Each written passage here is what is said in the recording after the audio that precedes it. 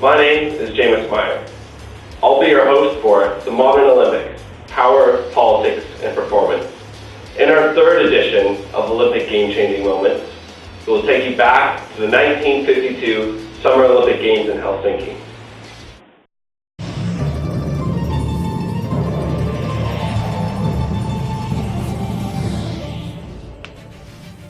In 1952, the Soviet Union participated in the Games for the first time. No one could have ever predicted how this would forever change the face of the Olympic Games. Prior to the Second World War, the United States had historically been the sporting superpower in the Olympics, leading the medal count in 7 of the previous 10 Summer Games, at times doubling the count of the next closest nation. 55 years old, sweeps the circle around the track and lights the flame to burn through the 16 days. Changes ahead to break the tape in 20 7/10 seconds, equaling the Olympic record set by Jesse Owens in 1936. After the end of the war, the Soviet Union and the United States emerged as two of the leading political powers. These two countries became symbols of polarizing political ideologies, the capitalist West and the communist East.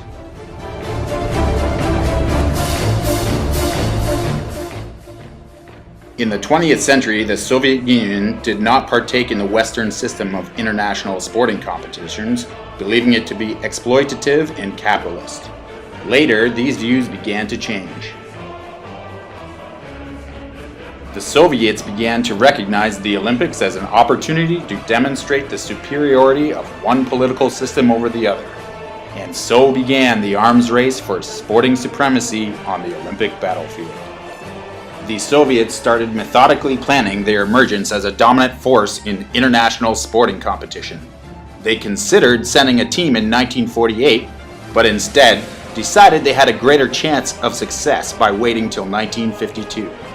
They sent a small group to observe the London Games, and in 1948, the governing party issued a resolution outlining the foundation for what would later become their sporting system.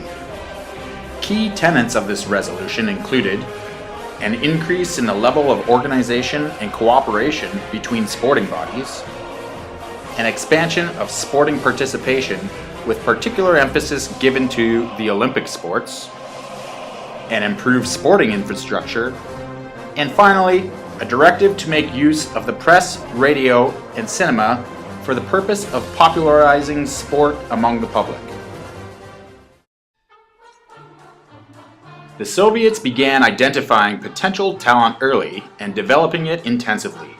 Specialized sports clubs emerged as a place where promising youth could attend after school. The first such schools had been set up in 1934 in Moscow, but saw a dramatic development between 1948 and 1958, with the number of sports schools more than doubling from 512 to 1,086. In preparation for the Helsinki Games, they developed methodical principles to athletic training.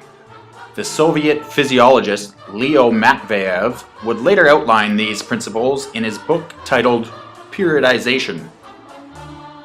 These traditional periodization models form the foundation of modern-day weight training and athletic development.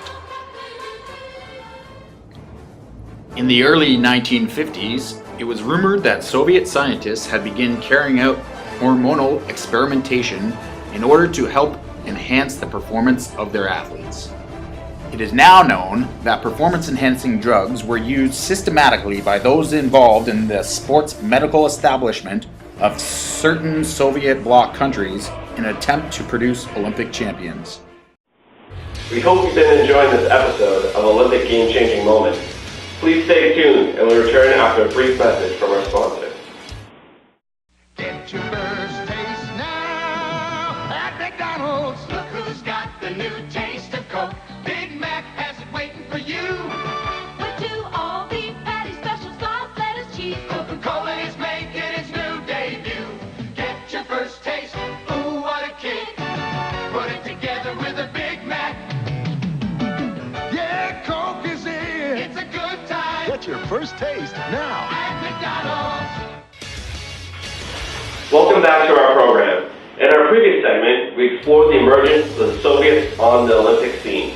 We discussed the initial formation of the Soviet sporting model, delved into their experimentation with performance-enhancing drugs, talent identification, specialization, and their methodical approach to athlete development, known as periodization.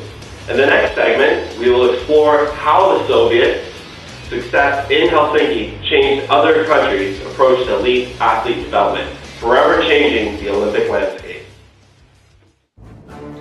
The Soviets brought 295 athletes to their first Olympic Games. Competition between the Soviet Union and the United States was fierce during the Helsinki Olympics. Nina Romashkova, a Soviet discus athlete, won the country's first Olympic gold. This would be the first among 22 gold and 71 total medals, placing them second in the medal count behind the United States, who finished with a total of 76. This was an astounding accomplishment for a country participating in its first Olympic Games.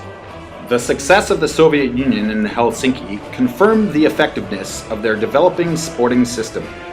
In the years that follow, between 1952 and 1988, the Soviet Union finished first in the medal standings in 6 of the 9 Summer Games and 7 of the 9 Winter Games. For the first time in history, there was a formidable threat to the dominance of the United States. Following the Helsinki Games, many countries adopted elements from the Soviets' sporting model in an attempt to replicate their success. Physician John B. Ziegler confirmed American suspicions about the Soviets using performance-enhancing drugs at the World Games in Moscow in 1956. He learned the Soviets were using testosterone and returned back to the States and began informing the medical and sports communities about steroid use by Soviet athletes. In an attempt to help Western athletes compete more effectively against the Soviets, Dr. Ziegler helped the CIBA pharmaceutical company to develop Dianabol.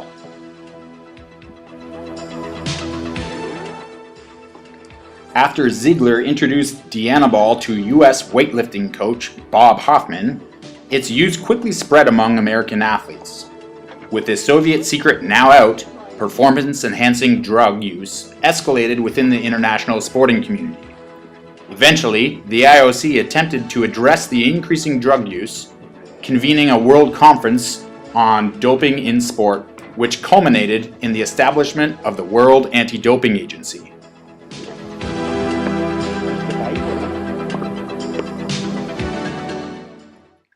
In response to the Soviet success, President John F. Kennedy implemented a youth fitness program across the United States.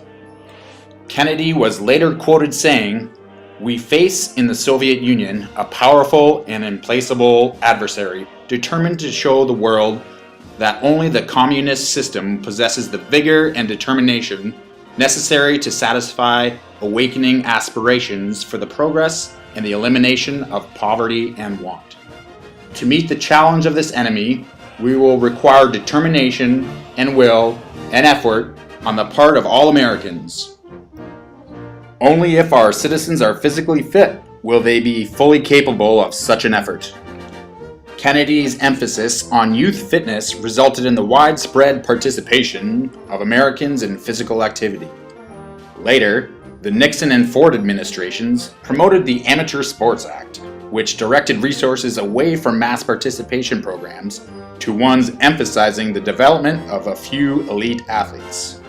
The Chinese adopted a sport development system that very closely resembles the Soviet system. They established sporting schools and emphasized early talent identification and specialization. The establishment of this system in China has resulted in their recent success at the Olympics. Elements of the Soviet sports system are increasingly apparent across modern elite sports systems in the West and around the world. However, there does remain a certain amount of diversity to each country's elite sport development system. It is clear that Soviet participation in the 1952 Games acted as a catalyst, changing the way countries approach elite athlete development and forever influencing future Olympic Games. We hope you enjoyed today's episode and now see how the emergence of the Soviet sports system and the success at the 1952 Games was an Olympic game-changing moment. Thank you for joining us, and we'll see you next time.